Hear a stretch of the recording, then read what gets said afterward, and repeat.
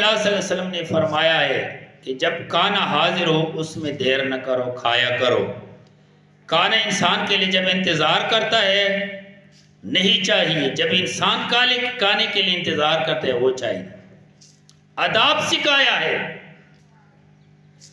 بیت الخلاء سے لے کر بیت اللہ تک رسول اللہ صلی اللہ علیہ وسلم نے ہر چیز کا طریقہ سکھایا ہے، لیکن ہمیں آتے ہی نہیں، سنمتے ہی نہیں آپ صلی اللہ علیہ وسلم کے طریقے۔ جب ایک لڑکی جوان ہو جائے اور اس کے لیے رشتہ مل جائے تو پھر اس میں دیر نہ کرو، فوراً دے دیا کرو۔ ایک ماہواری اگر گھر میں گزر جائے تو اتنی گناہ ہے، اتنی گناہ کہ اس بندے نے اپنے گھر میں ایک خون، ایک قتل کیا، بشرط یہ کہ رشتہ مل جائے۔ رشتہ نہ ملے تو بندہ کیا کرے؟ آگ میں تو نہیں ڈالنا چاہیے بیٹیوں کو۔ دوسری بات یہ ہے کہ جب جنازہ تیار ہو جائے تو فوراً اس کو دفنا دو۔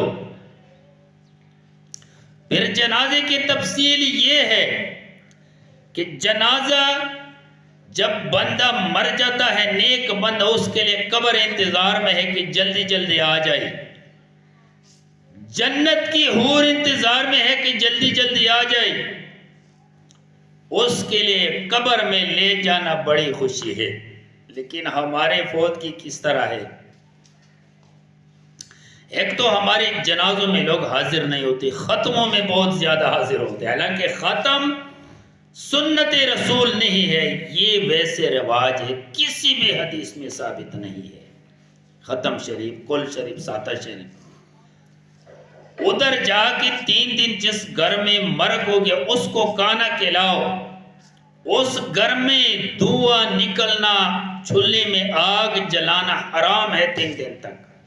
3 دن اس گھر کو تم کھلاؤ، اس کے اوپر غم آیا ہے، حدیث سے ثابت ہے، حضرت عباس رضی اللہ تعالیٰ عنہ کا بیٹا فوت ہو گیا ہے، اور وہاں جا کے آپ ادھر سے کھاتے ہیں تو پھر کیا فائدہ؟ الٹے چل رہے ہم، وہاں دیگے پک رہے ہوں گے، چاول، بریانیاں، قسمہ قسمہ خوراکیں۔ اور جب بزرگ آدمی مر جاتے ہیں، اس کے پاس پیسے نہیں ہوتے، اس کے بچے، چھوٹے بچے، اس کے رشتہ دار سود پہ خوراک اٹھاتے ہیں اور دیگ پکاتے ہیں۔